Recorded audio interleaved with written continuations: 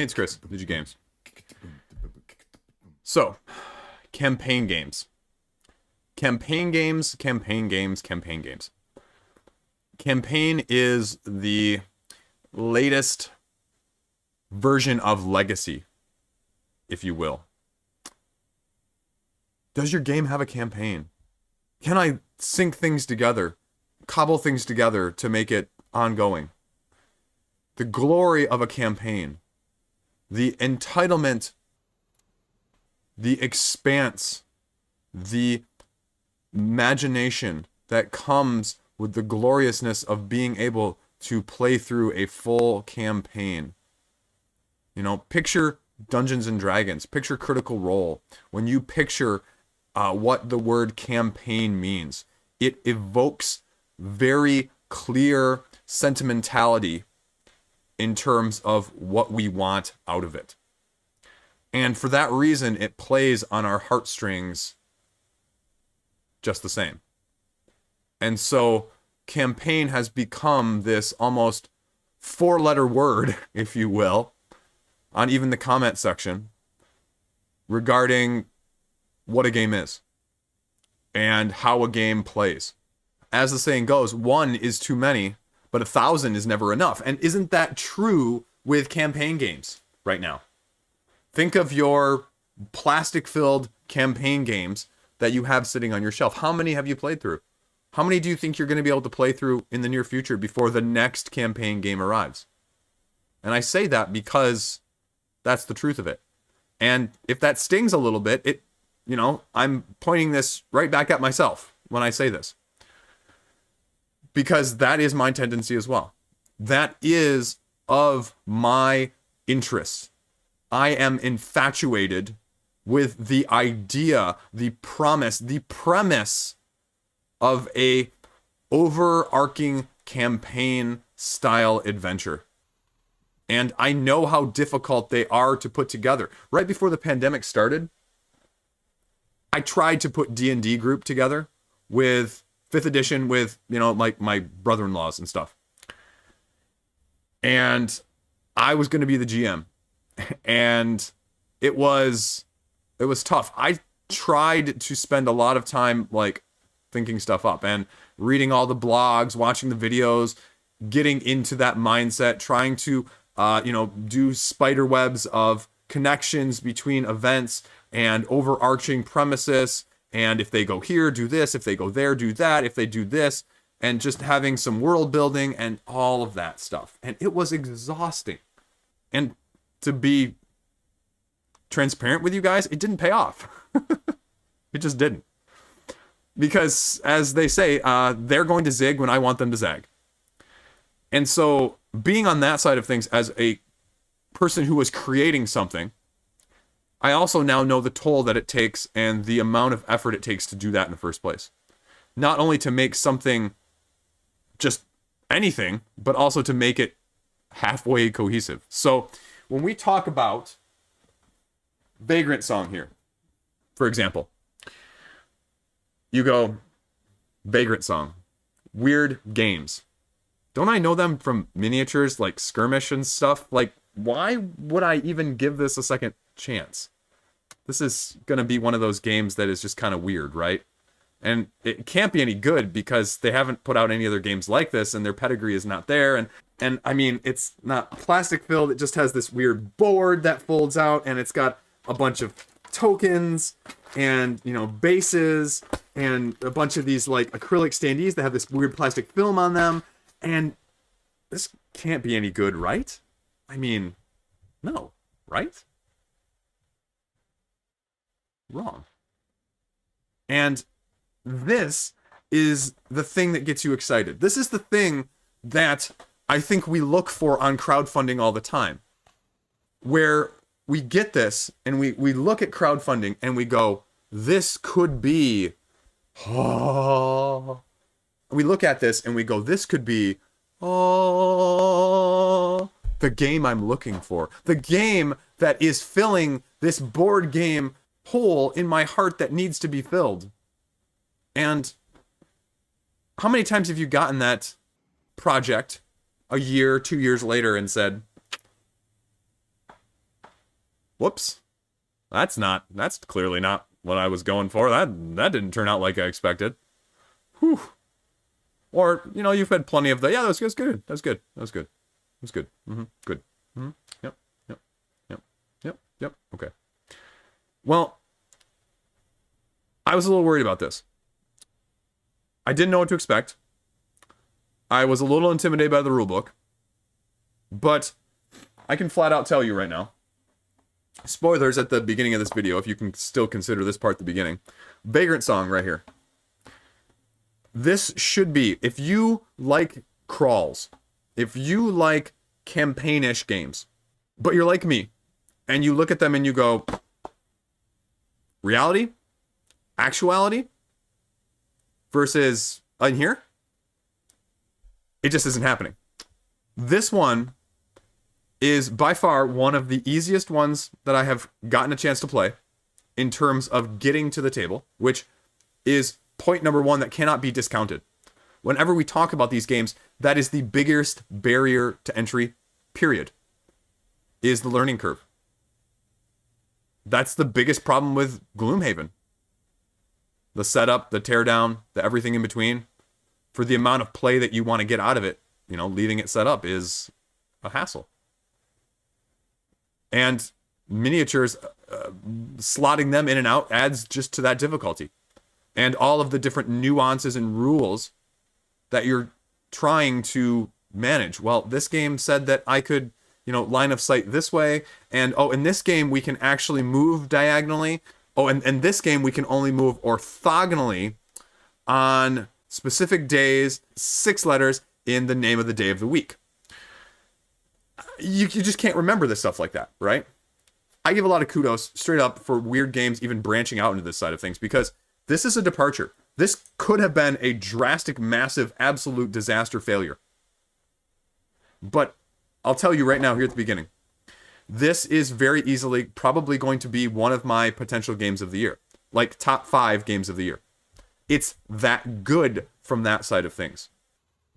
It brings a lot to the table in a small package.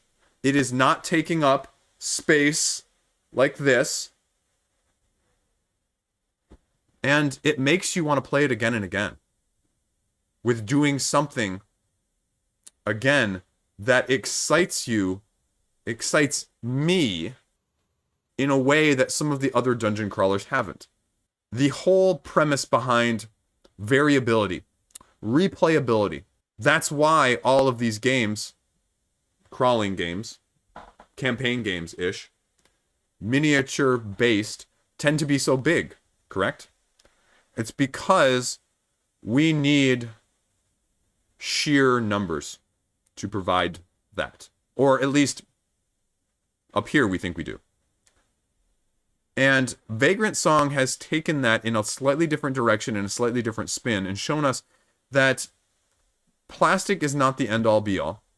You can contain everything that you need in one box, and you can do it with standees without feeling like you're either overproduced or dramatically underproduced in terms of a quality product.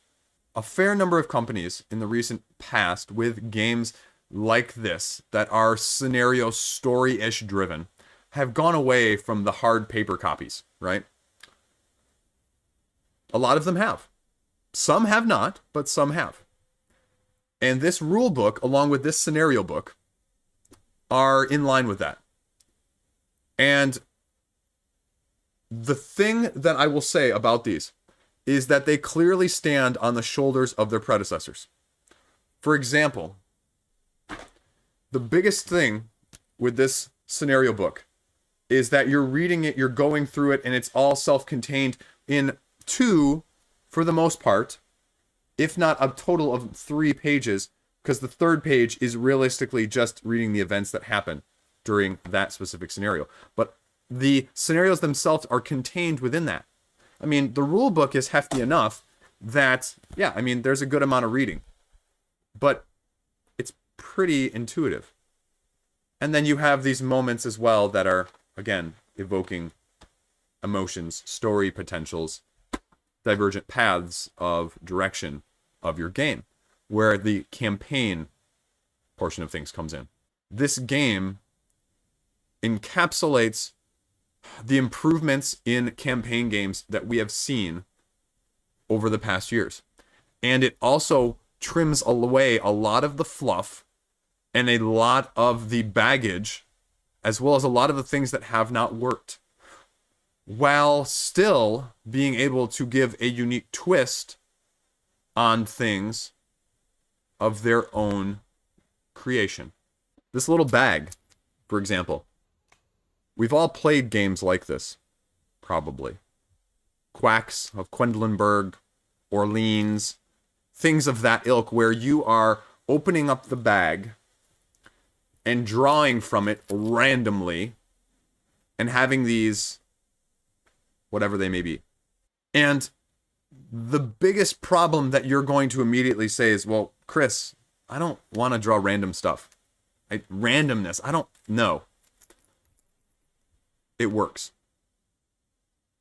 It feels random, but the randomness done in this situation, instead of making it feel or taking the wind out of the sails in a game where you can just randomly have something bad happen that you have no way of mitigating, this randomness and the use of this bag is instead tension creating and tension building as you are playing through each and every scenario. Because this bag contains a majority of the differences within it in each scenario without having to have 3 other boxes of stuff to get the same effect. And again, that's a little bit refreshing to be able to do it like that, right? Because each of these tokens, these 5 or so different tokens that are in here, cause ghosts that you are not, again, battling. I mean, you are, but instead of hack and slash, you are trying to redeem and save these ghosts from a purgatory that they have no control over. So you are redeeming them via your battling. Again, a refreshing take on the bloodbath, bloodletting, not always appropriate for kids side of things. And with all of these 5 different actions and the ability to flip the mode that the ghost is in, all of a sudden you have a ghost that can do 10 different things on each and every single turn potentially. That creates a dynamic that is challenging, but not overwhelming, and also, surprisingly, not frustrating. Which, if that sounds too good to be true, well, it's really done well. Because each of the scenarios that I've played at this point, each and every scenario, now I'm not all the way through, because, forbid I actually finish a campaign game in short order, is different. Because of these tokens, because of the modes of the ghost, because of the abilities of the ghost that are granted in the first place. And so it is a puzzle, but not a perfect information puzzle that one can solve and min-max and optimize, but one that is dynamic and changes as you change with it and brings surprises alongside of it as you choose or how you choose to go about trying to achieve the objective of each scenario in the first place. Is it worth trying to figure out what events are going to go on? Is it worth willing to sacrifice or bend how you would prefer to do things in order to go for ritual objectives that may ultimately hurt you but also help you achieve the objective in the first place faster?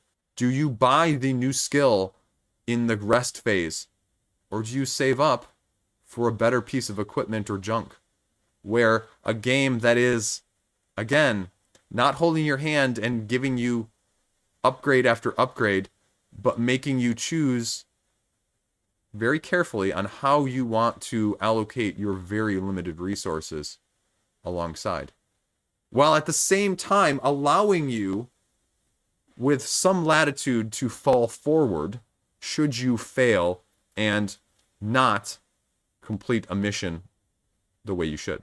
Because isn't that the frustrating thing too? I mean, you spend all that time doing a mission, going through events, and then only to have it lost because of something out of your control that you never could have predicted nor been able to beat given the circumstances, and then having to essentially potentially redo it all over. Price point has to be considered. I believe it's something like $75 right now to be pre-ordered from Wyrd Games. Before I had a copy, I looked at that very long and very hard because it was a big unknown. Like I said at the beginning, from a game company that is not known for this type of game. It's true. I look at that $75 price point, though, right now, more akin to something along the lines of, not equal to and not directly comparing it to, but it reminds me of the only other recent campaign-ish game that I can give similar thoughts to, and that is Sleeping Gods. Now, this is not exploration. This is not, searching around and finding like that. It is a self-contained train-style game where you have 3 areas of the train on this map that you are always going to be playing in each and every single round. I mean, you're not going outside of this. You're not going elsewhere. But with the value that was perceived during that campaign and the value that is in this box on a retail scale side of things, that is the closest comparison I can give you in terms of that. If that makes you understand what is packed in here. It causes you to choose carefully, to choose wisely, to allocate your actions in advance, making you not only have to be very tactical because you cannot always predict what token you are going to draw, which has caused the ghost to do whatever it may do, but also very strategic in the sense that you have to plan your actions out before you can enact them and see if your plan actually unfolds the way you want it to. So it brings a little bit of this, but without enough steps or phases on the actuality of playing it to cause any analysis paralysis. The scenarios also are very nicely balanced. They are difficult enough that if you mess around and you're not going to have an easy time. So I guess what you have to ask yourself at this point, with Vagrantsong, the questions that I ask on every single game that I'm buying, every single game that I'm backing, every single game that I am thinking about backing or I am not backing is, why am I going to get this game over something else? How does it compare? And you know what? Let's throw value in there just for the sake of doing so. Is the value there?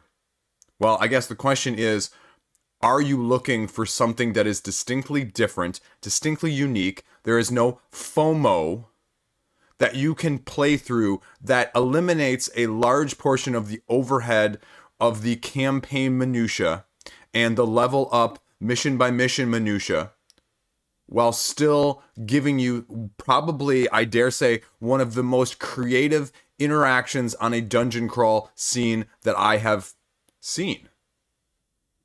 It captures the imagination on a scenario by scenario basis, with the mechanisms telling the story of you versus the ghosts and your fight to not fight, but free instead.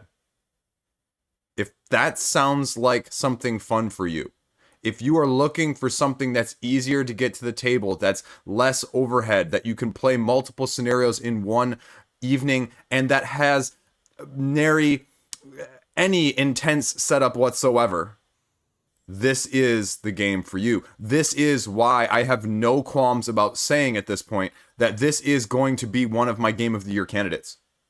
Period. It's that good. I like it that much. I do. Head and shoulders above a lot of the stuff I've played this year. And it's, to top it all off, it's a lot of fun. It just is. And that's the main reason I started doing this in the first place. Playing, but also this channel. for stuff like this, so I can scream it from the mountaintops of my massive channel so that other people can find something else that I think they might really enjoy as well. Just like this game is named Vagrantsong, so often do we find ourselves wandering from game to game, aimlessly trying to find something that fills a niche right here, right? This one takes me and gives me a home that I want to go back to again and again. There you go. Those are my thoughts on Vagrantsong. Check it out if you're interested. You should be. It's really good. As always, that's all I got. Stay classy. Thanks for watching. I'll see you around.